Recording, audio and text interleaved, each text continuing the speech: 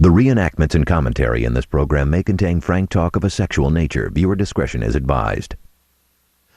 The Jackson 5, well, not quite, but we are up to Jackson 2. Count them, 1, 2, another cousin of the King of Pop tells of titillating television, naughty nights at Neverland, and a juvenile crime spree. Hello, I'm James Curtis. Welcome to E's coverage of the Michael Jackson trial. As usual, Jackson made his way into the Santa Maria courthouse, waving to fans and, of course, flanked by his bodyguards. I understand they're retired LAPD, but that's another show. Now, before we hear from the second Jackson family member to take the stand, the pop singer's 16-year-old cousin Simone continues her testimony on cross-examination. Assistant District Attorney Ron Zonin returns to the teenager's story of the night she saw the accuser and his brother in the kitchen at Neverland. Here's what she told jurors according to the courtroom transcripts. All right. Now, at some point in time, you saw these kids take wine from the kitchen. Is that right? Yes. All right. And Mr. Mesereau called it stealing wine. Did you think they were stealing wine? Yes. Now, did you think they were stealing wine because they're kids? Yes. All right. If your mom went to the kitchen, she could take a bottle of wine. Is that right? Yes. It was there for the guests? Yes. Okay. But you felt it was improper for them to do it because they were 12 years old and 13 years old. Is that right? Yes. Is that correct? Yes. Okay. So you felt that that was stealing. Is that right? Yes. Now, did you tell somebody immediately when that happened? No, I didn't. Now, this was 1 o'clock in the morning. Is that right? Yes. And you were in the kitchen at 1 o'clock in the morning? Yes. Next, bunking down with her famous cousin. Did you ever spend the night in Michael Jackson's room? Yes. Okay. By yourself? Yes. Did you ever spend a night in his room, in his bed, with him? Yes. By yourself? Yes. All right. How old were you when you did that? I was about 8 or 9. 8 or 9. Have you done it since age 8 or 9? No. Why not? I don't know. Were you invited to come back into his room? Yes. Were you invited to come back into his bed? Yes. By Michael Jackson? Yes. So he offered you his bed to share with him? Yes.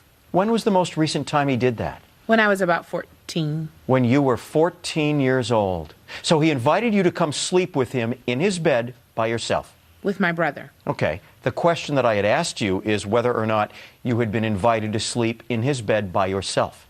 Oh, no. Had you been? No. At any time since age 8? No. Okay. Was your brother sleeping in his bed with you? Yes. All right, let's take the last topic first. It might demonstrate some good judgment on the part of Michael Jackson that he does not have an older cousin female sleeping in his bed alone. Well, of course, though what the prosecution is really trying to do here is to say that when boys reach about the age of about 13, that he does want them in his bed, and when girls reach about that same age here, 14, that he doesn't.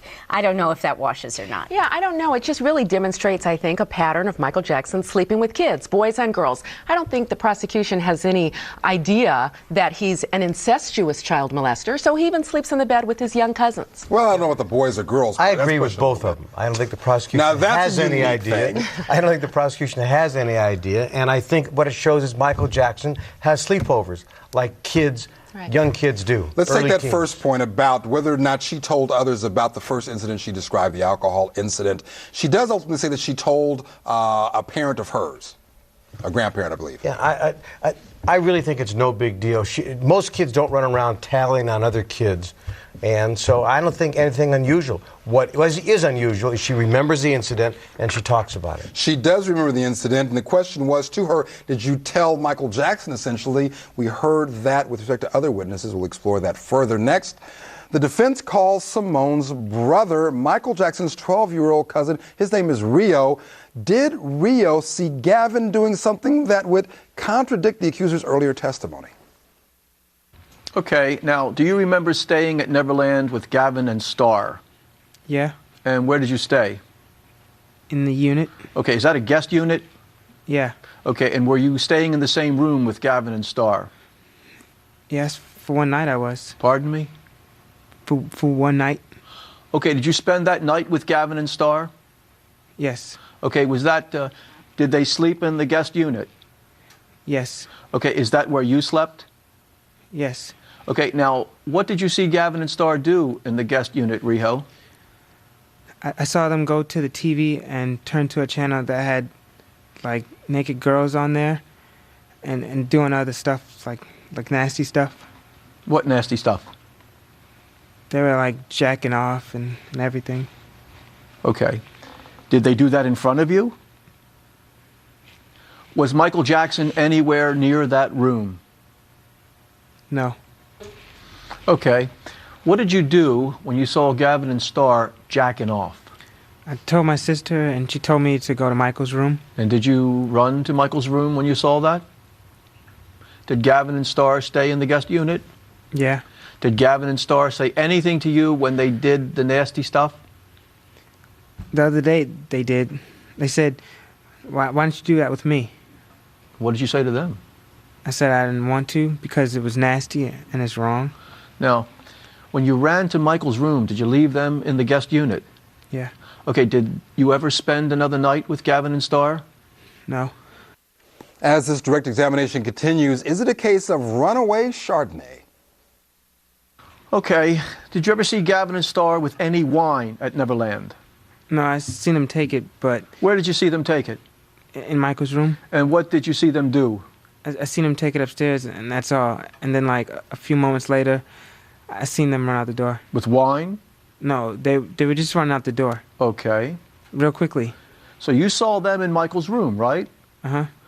And you saw them grab some of Michael's wine. Yeah, because he ordered some, and then the chef brought it in, and Star and Gavin said, we'll take it upstairs for him. And so I seen them do that. Like 10 minutes later, they came downstairs and ran out the door. Did Michael ever see them with the wine? Uh-uh. Where was Michael at the time, do you know? He was in the studio or bathroom. Okay, so Michael never saw them steal the wine. Uh-uh. Did you see them actually drink the wine? No. You have to say yes or no, Rio. No. Okay, but you saw them run out with it. Yes. Which way did they run with the wine? I don't know. I seen them go out the door, that's all. And Michael wasn't there. He wasn't there. So he didn't see them take the wine. No. Take the wine, steal the wine. I would have suspected a prosecution objection with the characterization of stealing, Ricky. Well, you might have expected a prosecution objection, but they all like playing with words in this particular case. Sure. I think the wine is one aspect, but what really we get into here is the question of sexuality or budding sexuality. Are these youngsters masturbating themselves, or are they someone who could be victimized by Michael Jackson? Are those two things mutually exclusive? And that's the question, though, Howard and Sean.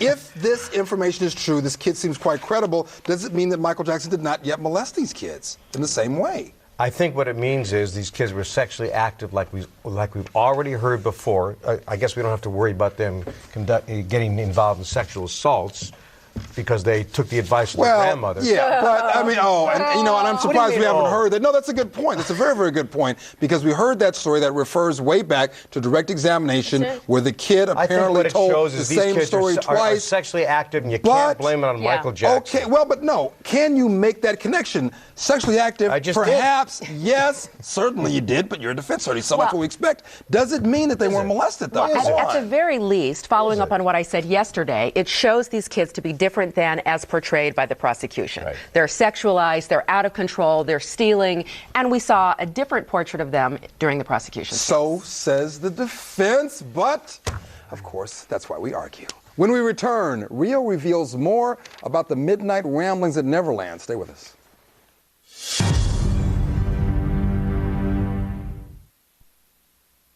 The reenactments and commentary in this program may contain frank talk of a sexual nature. Viewer discretion is advised.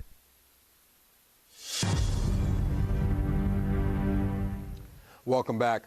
Under questioning by defense attorney Tom Mesro, Michael Jackson's 12-year-old cousin Rio claims he caught the accuser and his brother with their hands, don't go there, in the proverbial cookie jar, folks. Here's what the jurors heard according to the courtroom transcripts. Did you ever observe Gavin and Star in the house? Can you repeat it? Yeah, sure. I'm sorry, I'm probably not using the right word. Did you ever watch what Gavin and Star were doing in the main house? They were just running around the house doing like what they do, like playing. When you say like they do, what do you mean, Rio? Like play with each other, like tag and And Did you ever see them looking through drawers?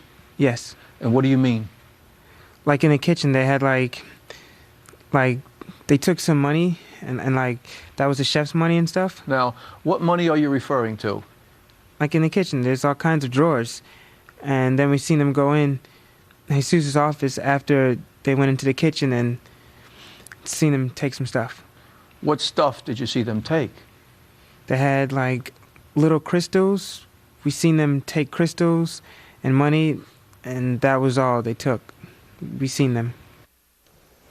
On cross-examination, Assistant District Attorney Ron Zonin wonders, did Rio tell the head of household about Gavin and Starr's behavior? Did you tell your cousin Michael about what Gavin and Starr were doing in the bedroom? No? I was scared. No, so Did you tell your cousin Michael about the television and the fact that they were watching something bad on television? No. Now, that television is in a guest room, is that right? Yes. Do you know if they were using a video or a DVD? No, they weren't. Do you think they were using regular television? Yes. And then you said they were jerking off, is that right? Yes. Do you know what that means? Yeah, like putting your hand like on your private and then just moving it. And were they both standing at the time? They were in bed. They were in bed and they were covered with blankets. You could tell what they were doing. Were they in separate beds? Yes. How many beds were in the room? 3. 3 beds in the room. So usually there's 2 beds in that room. Is that right? Uh-huh. Did they bring another bed into the room for you? Yes. Okay. And then after that happened, you left the room. Is that right? Yes. And you went to your sister. Yes. And your sister said, go to Michael's room. Did you go to Michael's room? Was Michael there? And did you tell him what happened? No. All right, aside from the fact that Michael Jackson appears to be donning a rather normal, or in his case, mundane shirt and tie, what is the significance, if any, with respect to now stealing money from or crystal figurines out of the kitchen? It's back to Sean's point. It's that the prosecution attempted to portray these kids as kids who were really, in essence, angelic. We have to always take the undisputed fact that you have a cancer survivor, that these were good kids who were ultimately corrupted by Michael Jackson's sexual assault of Gavin, and that's when all the acting out happened. And on the other hand, we see the defense portrayal that these kids were acting out a long time before. Is it a good strategy? Well, you know what? I don't know if it's a strategy. You keep trying to put us in a cookie cutter mode with defense and prosecution, and again, Not me. I think it's a credibility situation here.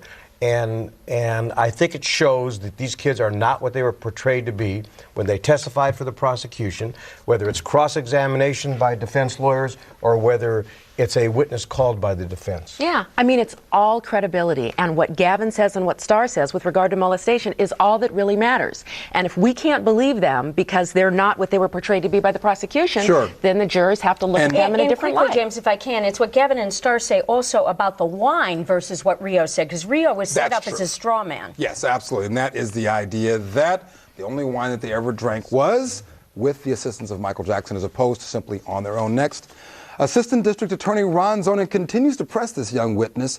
What did his cousin Michael know about the accuser's alleged actions? Okay, and you told Michael what had happened in the bedroom, is that right? I told him a little bit, and then he left to the bathroom. And he left for the bathroom? Yeah. When you told him a little bit, did you tell him, among the little bit that you told him, did you tell him that they watched something bad on television? Yes. And you told him that they watched something that had naked women on television? And then yes. And did it also have naked men? No. Just naked women? Yes. Okay. What did Michael say to you when you told him that they were watching something with naked women on television? He didn't believe it. He didn't believe it? Because, like, he thought they were cool and he didn't think they would do that. Did you tell him about what they were doing inside the bed? No. You didn't tell him that? How come you didn't tell him that? Because I didn't want to, like, tell him because I was scared. Did you spend that night in bed with your cousin Michael? Yes. Okay. Did you do that often? Share a bed with your cousin Michael? Yes. Did you tell your cousin Michael about the fact that they were stealing money? No. Why not? Because he was gone. I'm sorry? He was gone. We tried to tell a maid or something like that. Did you tell? But they were gone. It was night. Did you see your cousin Michael again after the boys were stealing money? No. I seen him like once, like a day, because he was gone most of the time. Now, the story of the missing wine gets a bit more complicated.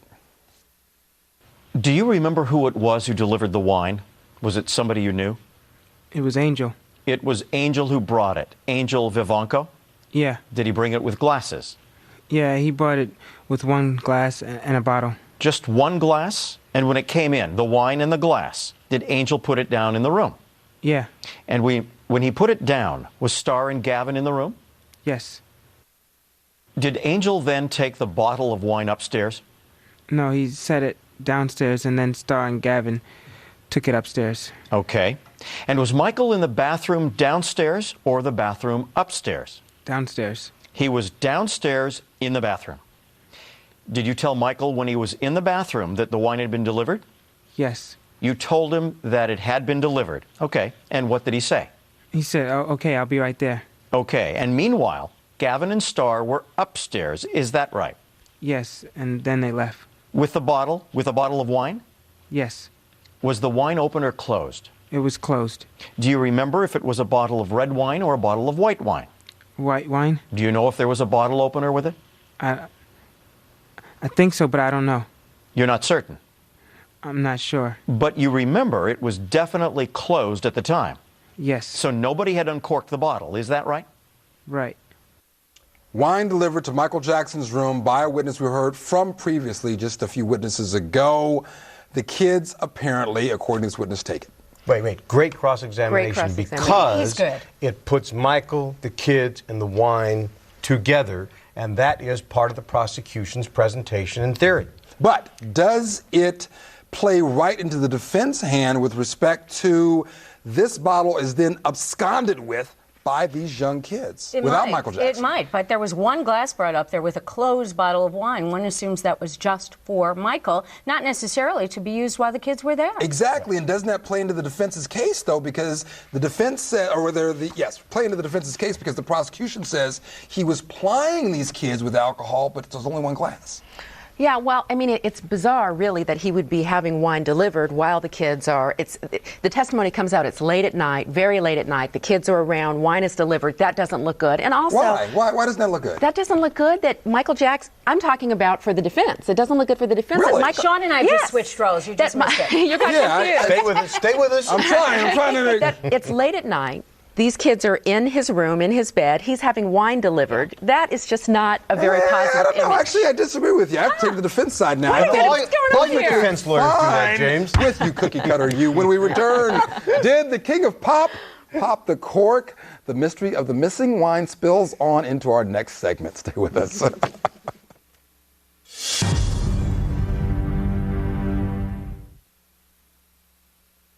The reenactments and commentary in this program may contain frank talk of a sexual nature. Viewer discretion is advised.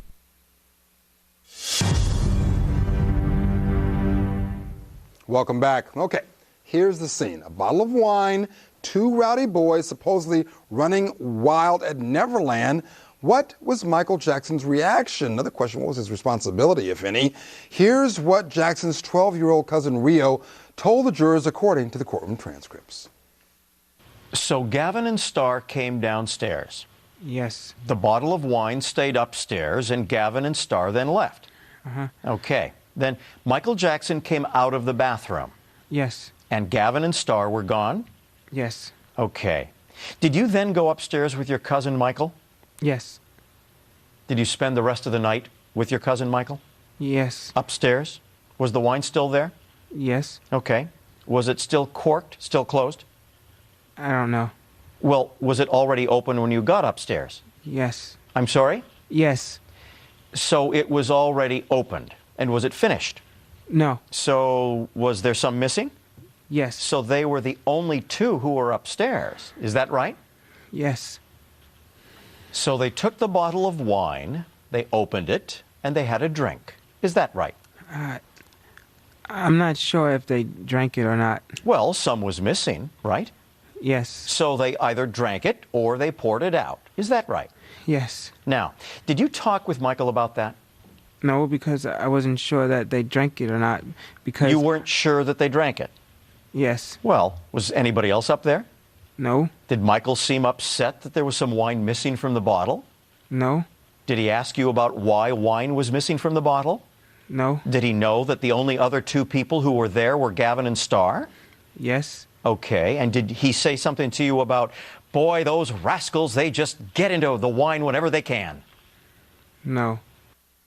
Sean Chapman Holly, complicity on the part of Michael Jackson. He doesn't care if these kids are in the wine. He doesn't care if these kids are watching porn.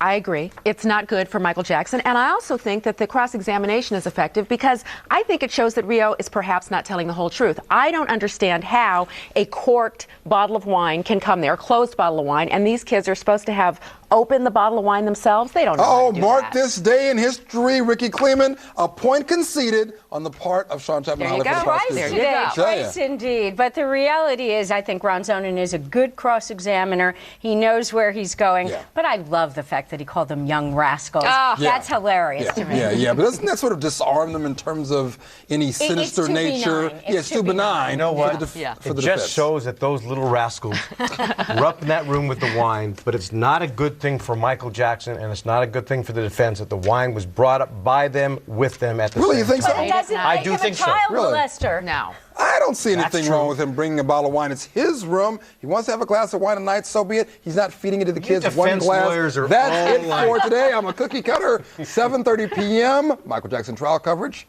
See ya.